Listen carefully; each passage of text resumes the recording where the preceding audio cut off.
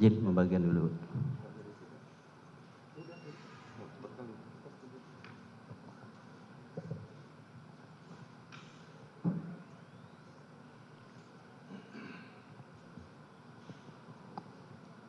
Izin membacakan yang mulia.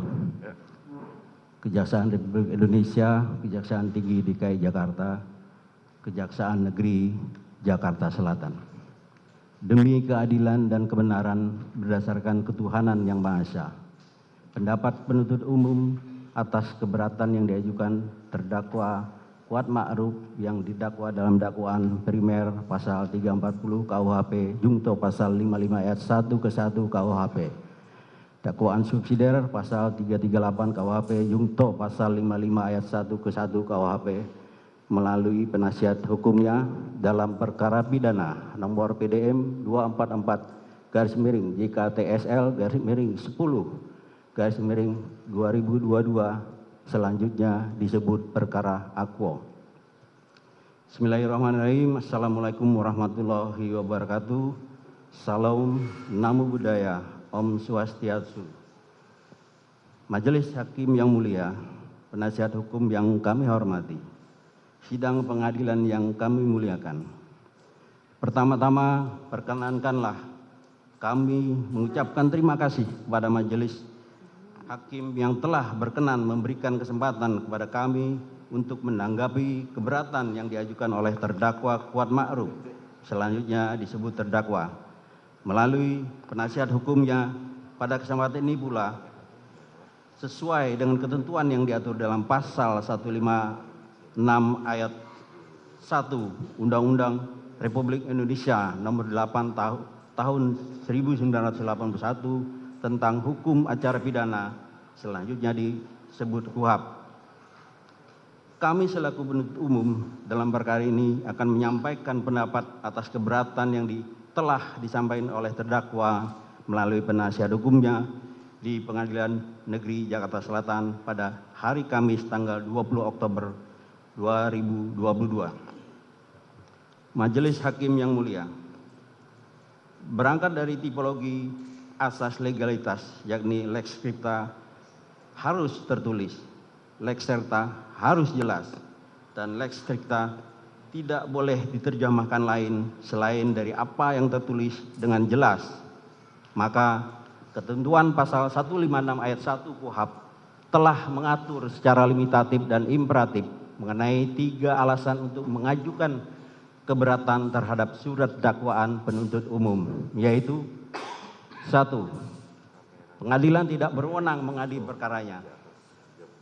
Mengenai hal ini, KUHP dengan jelas mengaturnya dalam pasal 84, pasal 147, sampai pasal 151 KUHP, yang pada prinsipnya alasan keberatan ini dapat diajukan bila mana terhadap hal-hal yang menyangkut masalah kewenangan pengadilan untuk mengadili perkara baik secara relatif maupun kompetensi relatif secara absolut. Dakwaan tidak dapat diterima. Bahwa terhadap alasan ini hanya dapat diajukan terhadap hal-hal atau keadaan yang merupakan vervoeging listing gronden atau dasar-dasar yang meniadakan penuntutan. Misalnya, apakah terdapat pengaduan untuk delik aduan? Pasal 75 KUH pidana, nebis in idem, pasal 76 KUH pidana, terdakwa meninggal dunia, pasal 77 KUH pidana, serta perkara daluarsa, pasal 78 KUH pidana. 3. Surat dakwaan harus dibatalkan. Bahwa terhadap alasan ini hanya dapat diajukan jika surat dakwaan tidak memenuhi syarat formil maupun material dari surat dakwaan, yaitu A. Syarat formil. Surat edaran Jaksa Agung Republik Indonesia nomor SE 004 /J.A/11/1993 tentang pembuatan surat dakwaan tanggal 16 November 1993 menyebutkan pasal 143 ayat 2 KUHP telah menetapkan syarat-syarat formil yang harus dipenuhi dalam pembuatan surat dakwaan sebagai berikut. 1. Surat dakwaan harus dibubuhi tanggal dan tanda tangan penuntut umum pembuat surat dakwaan. 2. Surat dakwaan harus memuat secara lengkap identitas terdakwa yang meliputi nama lengkap, tempat lahir, umur, tanggal lahir, jenis kelamin, kebangsaan, tempat tinggal, agama, dan pekerjaan. B. Syarat material. Pasal 143 ayat 2 KUHP, Pasal 143 ayat 2 huruf B KUHP telah menentukan syarat material dan dari suatu surat dakwaan yang menyatakan surat dakwaan harus memuat uraian secara cermat, jelas, dan lengkap mengenai tindak pidana yang didakwakan dengan menyebutkan waktu dan tempat tindak pidana itu dilakukan. KUHP tidak menjelaskan secara rinci apa yang dimaksud dengan uraian cermat, jelas, dan lengkap dalam suatu surat dakwaan. Oleh karena itu, untuk memperjelas maksud pasal tersebut, hendaknya merujuk pada sumber-sumber hukum, baik itu pendapat hukum, doktrin, maupun putusan hakim, jurisprudensi. A. Sutomo dalam bukunya Pedoman Dasar Pembuatan Surat Dakwaan dan Suplemen cetakan kedua PT Pratnya Paramita Jakarta halaman 10 dan halaman 11 menyatakan yang dimaksud dengan uraian cermat, jelas, dan lengkap adalah sebagai berikut. A. Cermat berarti kecermatan dalam menguraikan unsur-unsur tindak pidana yang ditentukan oleh undang-undang atau pasal-pasal yang bersangkutan. B. Jelas berarti uraian yang jelas untuk memudahkan terdakwa mengerti tentang perbuatan apa yang didakwakan kepadanya. Dengan demikian memudahkan baginya untuk mengadakan pembelaan terhadap dakwaan atas dirinya. C. Lengkap berarti uraian perbuatan yang didakwakan menjadi bulat, artinya hal-hal yang relevan sesuai dengan unsur-unsur pasal yang bersangkutan. Tidak ada yang ketinggalan, tidak ada yang tercecer. Lebih lanjut, Surat Edaran Jaksa Agung Republik Indonesia nomor SE 004-J-A-11/1993 tentang pembuatan surat dakwaan tanggal 16 November 1993 menyebutkan di samping syarat formil tersebut ditetapkan pula bahwa surat dakwaan harus memuat uraian secara cermat, jelas, dan lengkap mengenai tindak pidana yang didakwakan dengan menyebutkan tempat dan waktu tindak pidana itu dilakukan. Syarat ini dalam praktik tersebut sebagai syarat material sesuai ketentuan pasal 143 ayat 2 huruf B KUHP. Syarat material meliputi A. Uraian secara cermat, jelas, dan lengkap mengenai tindak pidana yang didakwakan. B. Uraian secara cermat, jelas, dan lengkap mengenai waktu dan tempat tindak pidana itu dilakukan. Uraian secara cermat berarti menuntut ketelitian jaksa penuntut umum dalam mempersiapkan surat dakwaan yang akan diterapkan kepada terdakwa. Dengan menempatkan kata cermat paling depan dari rumusan pasal 143 ayat 2 huruf B KUHP, pembuat undang-undang menghendaki agar jaksa penuntut umum dalam membuat surat dakwaan selalu bersikap korek dan teliti.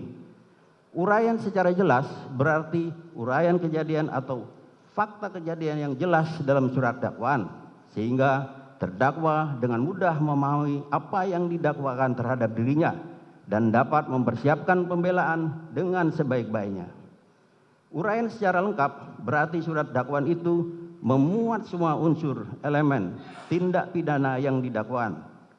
Unsur-unsur tersebut harus terlukis di dalam uraian fakta kejadian yang dituangkan dalam surat dakwaan. Secara material, suatu surat dakwaan dipandang telah memenuhi syarat apabila surat dakwaan tersebut telah memberi gambaran secara bulat dan utuh tentang 1. Tindak pidana yang dilakukan. 2. Siapa yang melakukan tindak pidana tersebut. 3. Di mana tindak pidana dilakukan. 4. Bila mana, kapan tindak pidana dilakukan. 5. Bagaimana tindak pidana tersebut dilakukan. 6.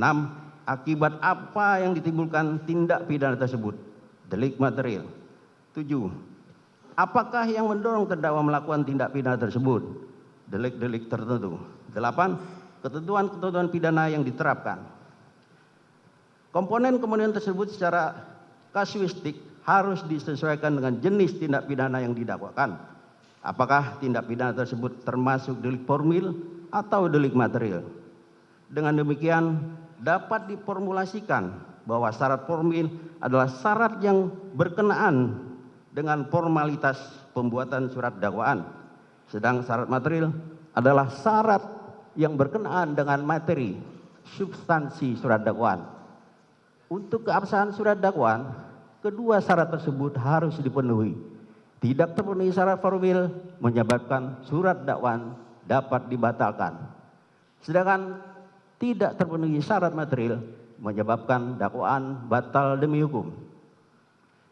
Selain daripada itu, dalam buku pedoman pembuatan surat dakwaan terbitan Kejaksaan Agung Republik Indonesia tahun 1985 halaman 16 menyebutkan pencantuman waktu dilakukan tindak pidana di samping bermaksud memperjelas tindak pidana dilakukan, namun yang lebih urgen erat kaitannya dengan pasal 1 ayat 2 KUHP tentang perubahan perundang-undangan usia pelaku dewasa atau belum berdasarkan pasal 45 KUHP, kadaluarsa berdasarkan pasal 78 KUHP. Persyaratan yang ditentukan dalam suatu tindak pidana pada waktu malam, pasal 363 KUHP. Menurut Hukrat 18 Juni 1928 W.11861 N.I.1928 nomor 1438 berbunyi, penyebutan dalam surat tuduhan bahwa terdakwa telah melakukan perbuatan tersebut dalam atau kira-kira tahun 1920 sampai dengan 1926 adalah cukup menyatakan waktu. Lebih lanjut, dalam buku pedoman pembuatan surat dakwaan terbitan Kejaksaan Agung tahun 1985 halaman 16 menyebutkan pencantuman tempat dilakukannya tindak pidana di samping bermaksud memperjelas perumusan tindak pidana yang didakwakan, namun lebih urgen erat kaitannya dengan kompetensi relatif dari pengadilan pasal 84 sampai dengan 86 KUHP, berlakunya hukum pidana Indonesia pasal 2 sampai dengan 8 KUHP, di muka umum pasal 160 dan 170 KUHP, kewenangan menuntut oleh penuntut umum pasal 137 KUHP, teori-teori locus delicti tempat terjadinya tindak pidana. Sehubungan dengan hal ini, Andi Hamzah terbitan tahun 1985 halaman 173 menyatakan, menurut Menkenhofhograt tidak banyak menuntut syarat-syarat penguraian tentang tempat dan waktu.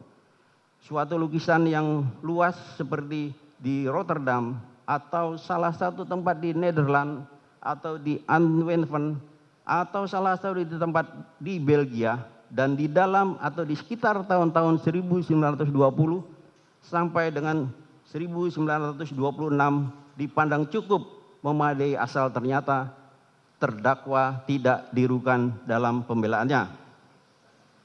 Hasil dapat kerja nasional Mahkamah Agung Republik Indonesia tahun 1986 membahas sehubungan dengan ketentuan pasal 143 ayat 2 KUHP yang mana Mahkamah Agung memberikan petunjuk bahwa maksud pasal 143 ayat 2 KUHP dengan kalimat uraian secara cermat, jelas dan lengkap mengenai tindak pidana yang didakwakan adalah bahwa dalam surat dakwaan itu harus disebut apa yang sesungguhnya dilakukan oleh terdakwa yang memenuhi unsur delik yang didakwakan, sehingga tidak cukup hanya menyebut unsur deliknya saja. Video himpunan tanya jawab hukum pidana KUHP nomor 152.